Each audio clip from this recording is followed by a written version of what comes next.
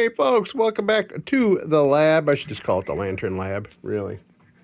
Hey, so what we got here, we got smudge pots. These are by DIETZ. So I've had this one in the middle for some time that it's been there in the queue, ready for me to do a project. I just picked up 2 more today. Why, I don't know. Lantern collecting is an addiction in itself, but you know what? As far as addictions go, I'm all right with it. So I'm going to pick one of these. I think I'm going to try to pick one that I think has the best bet of burning, and we're going to burn it. I mean, hell, why not? It's fall, it's getting cooler, the nights are getting shorter. I spend more time, like outside, having little bonfires, cleaning up yard trimmings and stuff, and I got enough, kindling and things like that in my little burn barrel that is a former 18-wheeler brake drum. And, yeah, I want to burn. I want to burn one of these. Because, like in the middle of the summer, you do up a lantern, and you got to wait till, 10, 15 at night to take it outside and play with it. So, okay, let's, not sure which one yet, but when we go to look these over, we'll pick one. And one of them, I believe, one of these does not have a wick. Oh, it doesn't have the wick, holder either, does it? Oh, darn it. Okay, well, hey, that's right. That one will be for show, or whichever one is in the worst condition, we'll take the, you know what I mean. Okay, so right now I'm gonna go out and burn some kindling and things like that, and think it over which one I want to do here, and then we'll take it from there. Boom. All right. Well, here we are. We are deciding which one of these we want to clean up and fire up. This one has got no wick in it, but the other 2 do. What is it? Oh, that's okay. That's a counterbalance. What is that shit? That's kind of neat. I wonder if I can show you that.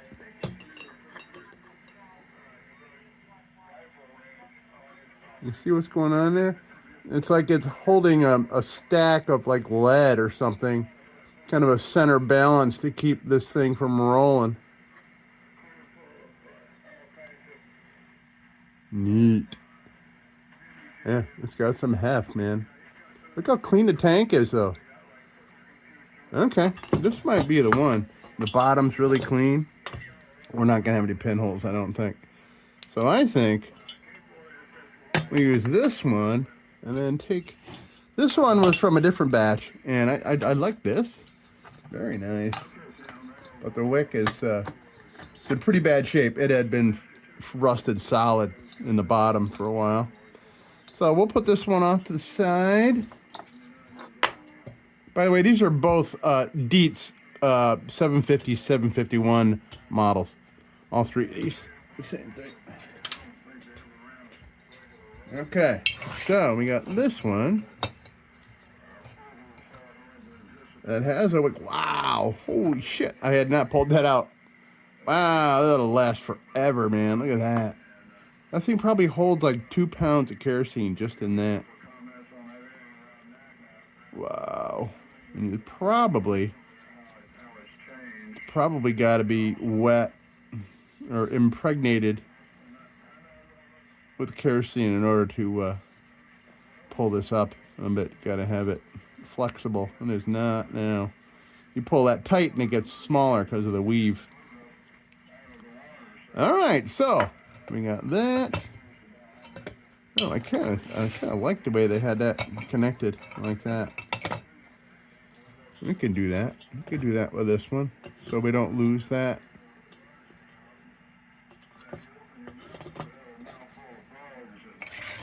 Let's make sure this is all going to work together.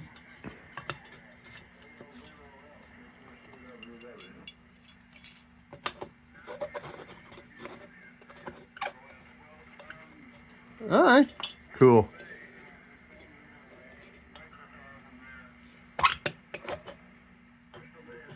Yeah, we can do that. We can add that to that. Why not?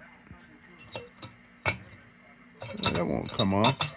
Okay, we'll do that. We'll do that after. All right, so this is going to be our one. We're going to clean this baby up, and we're going to fire it up. So I got a little fire all set up outside. Am I seeing text down there, like DIETZ or something? Am I seeing stuff? I doubt they would put their name on that. I want to know the reason behind the design of these circles. I mean, is that to be carried? Is that to be locked to something, you know, like the old ball and chain? I wonder. All right, we got this. This one we'll do some other time. Oh boy, where am I going to put these bulky things? If there's one of them that's like completely shot, I would love to have one to put outside. Okay, so really, all I want to do is get it over to the bench grinder. The bench grinder is really good about like not destroying paint. If you ever seen like car restorations where people want to keep the paint that was on that like old 58 Dodge that they found, you know, in like the desert of Utah, has all its paint, but the paint's like cracking and peeling, and you know, you can see that there's layers of other colors. Well, what these resto people do is that they will sand the top layer of like the crusty paint and like even go into the layers underneath and then clear coat it. I freaking love that look. Love that look. As a lantern guy, I love that. And a guy that loves restorations and shit. All right, so I'll work on this. We'll clean this up a little bit. I still got tools everywhere from the last job, which was a little insane.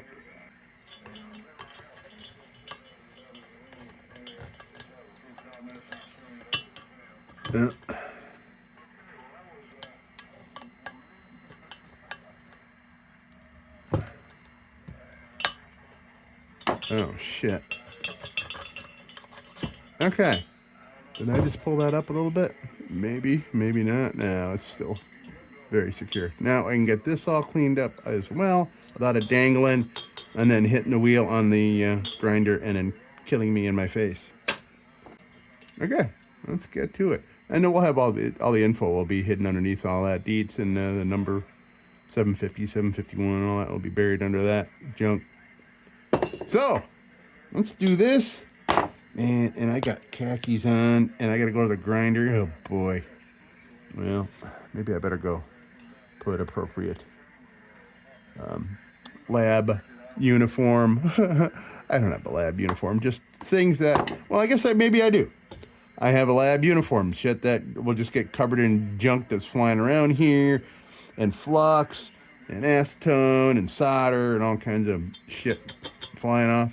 All right, so I'm going to go do that, and then I'll go over to the bench grinder, clean this up. This down here, I'm not going to do that bench grinder. I think I'll just maybe get a green scrubby, or maybe a nylon bit. We'll see. We'll see how I feel about that. All right. Be right back. All right, look at that.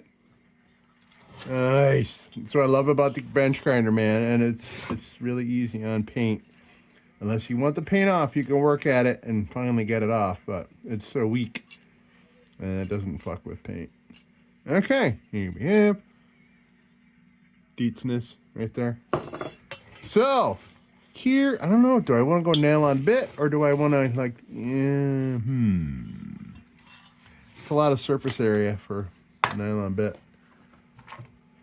So, maybe I'll try an old school method. We'll do some WD and a green scrubby. Nice fresh green scrubby.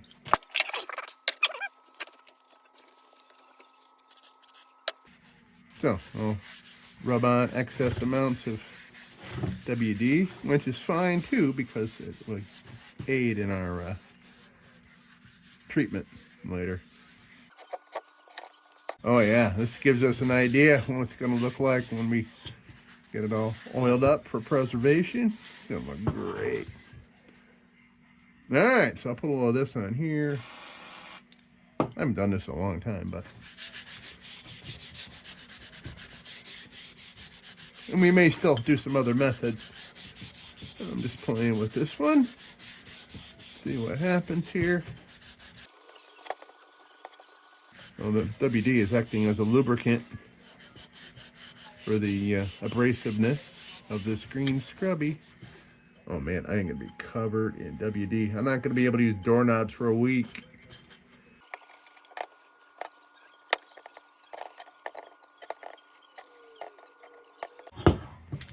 All right, I am covered in it, but I do know we're gonna use some nylon bit on some of this stuff for sure. Definitely, there's some heavy oxidation in some spots, like up here on top where the text is. Underneath there, right around here. All right. So, okay, yeah.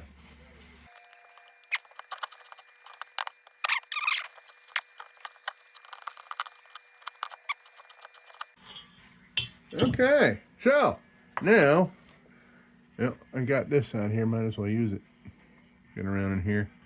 Hard to tell where this rests now because it's kind of treated with this WD. We're done with this WD. Not a fan of it. All right, let's continue here.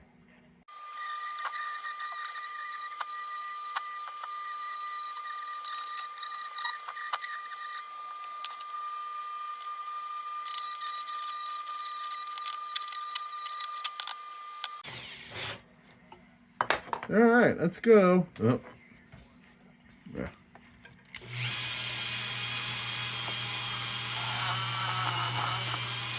I don't need anything else. All right, I'm gonna put a 800 in here. Do a little cleaning around. You can see this turned out really quite good compared to what we started with. Yeah.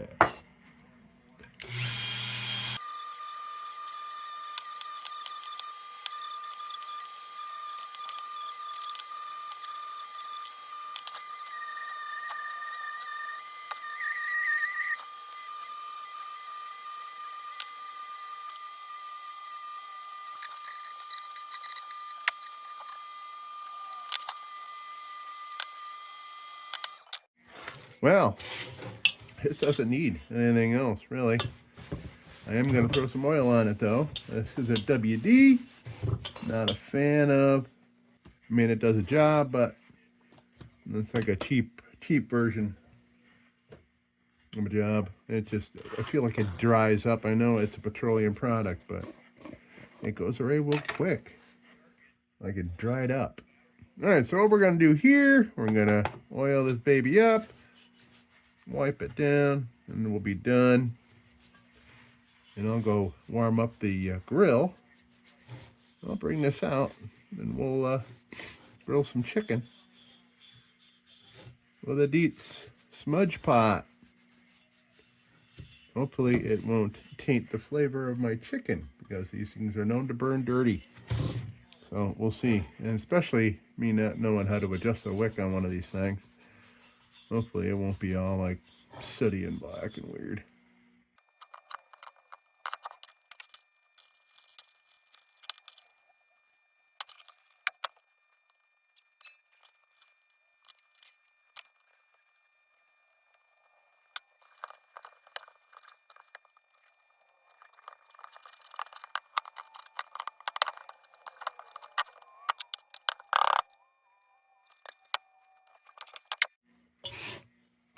All right, so let's put this back on here.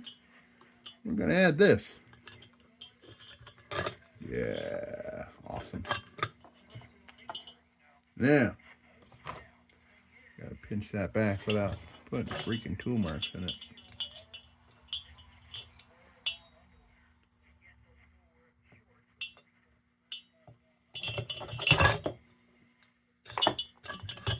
There you go. Wouldn't mind getting that a little bit closer though.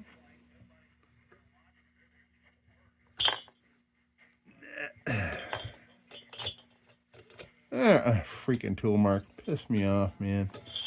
Ah, boy.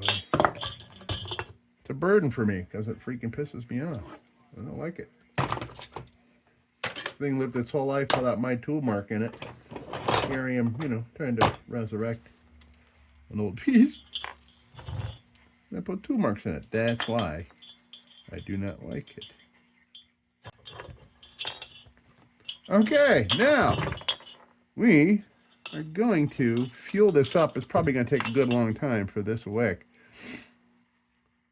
I may want to actually put a little kerosene on this to aid in the wicking process. And I'm probably going to get my backup can of kerosene that has more in it instead of my little filler upper for the small lanterns. Hold on a minute. Right. This is my backup can. Here we have a wick, a large wick. So I'll pour some on here, and I'm going to pour some in the fount. Man, look at that. Just soak it right up. That's insane. Okay. Wow. Look at that. It's not even dripping. I poured all that on it. Oh, it's crazy.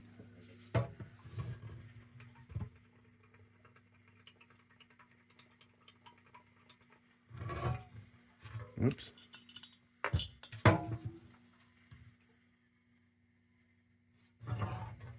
Just put a little more.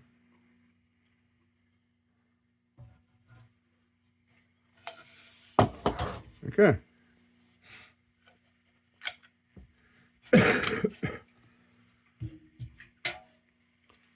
Now, spilled a little kerosene, and that is okay because I even have kerosene mixed in with my linseed oil that I treat these with.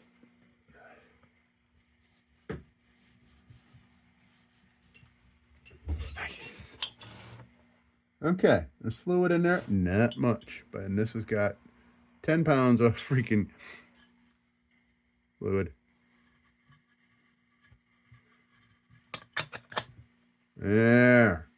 Now,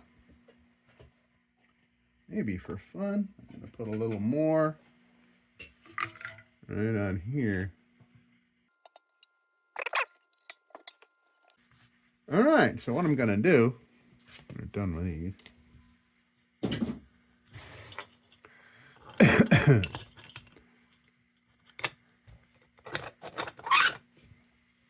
Nice.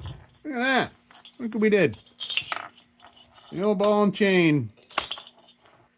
All ready to go. So now we're going to let that do proper wicking. I mean, I could light it now and it'll, you know, probably run for 10 minutes or who knows with all that kerosene. It'll probably run for an hour just with the kerosene that's in the wick. Wouldn't be surprised. All right, so what I'm going to do now, go warm up the grill. I already got my food marinating and all that kind of stuff. So, okay. Let's see. All right.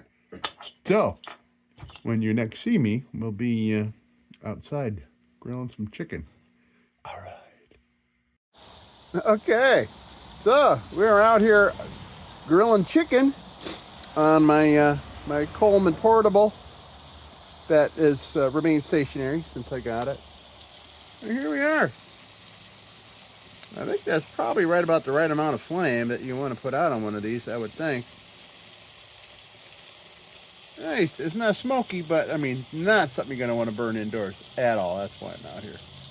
And by the way, so while I'm here right outside my door, yeah, this is an old Paul's leader that I put a little solar thing in. There's videos on me doing this on the channel here. So these are little 98-cent Walmart rechargeable little things, and I've had to modify them, you know, to fit in there without doing any kind of damage.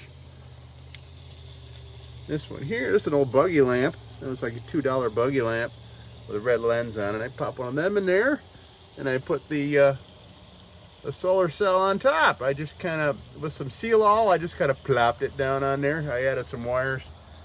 There's some wires running around. Wires.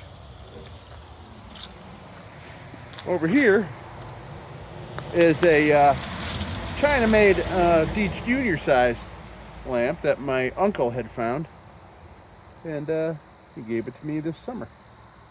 So it's yeah, okay. So there's no one over. See that? See that right there? Yeah, that's another one. All right. Well, let me check my chicken here. Let's see. Oh yeah, well, looks good.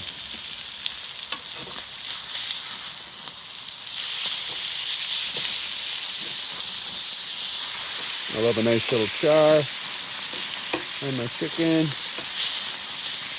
Okay. So I'm gonna eat my dinner, and then we will conclude in the lab. All right. That's all I got. Okay, that was cool. So I had to use my my steel wool cup to snuff this thing. I wonder if that's what was involved here. If there was a snuffer cap, snuffer. I wonder how you extinguish these things. I wonder. I'm sure somebody will tell me. But yeah, oh, that gets hot, man. That baby gets hot. You can see how dirty it burns, but the flame was not awful. There wasn't a whole lot of smoke. Of course, it was dark out there, so hard to tell, but there we go, man.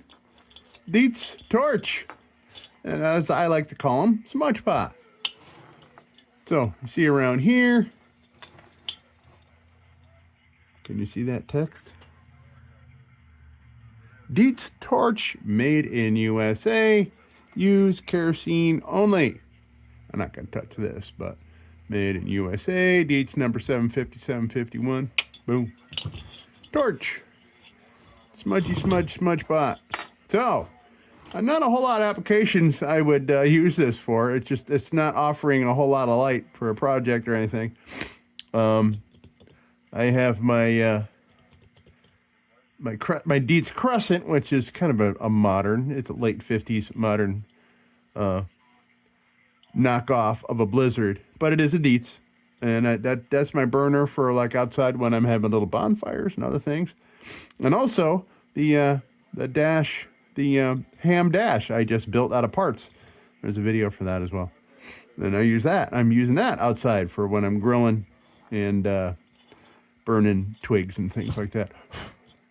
Okay, so now I got to put this on the corner on the floor somewhere.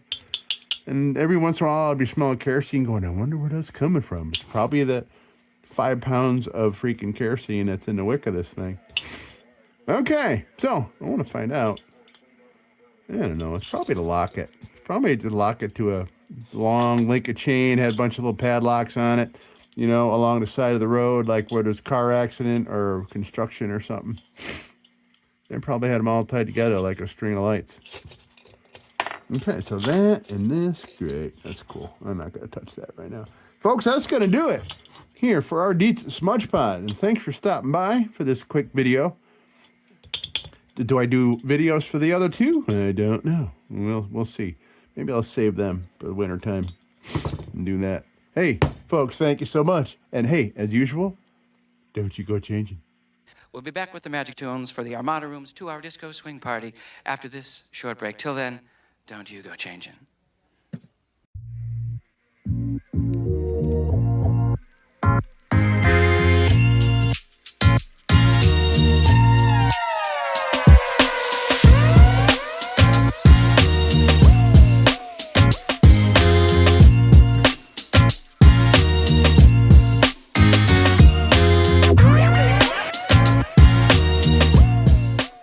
Sit, Ubu, sit. Good dog.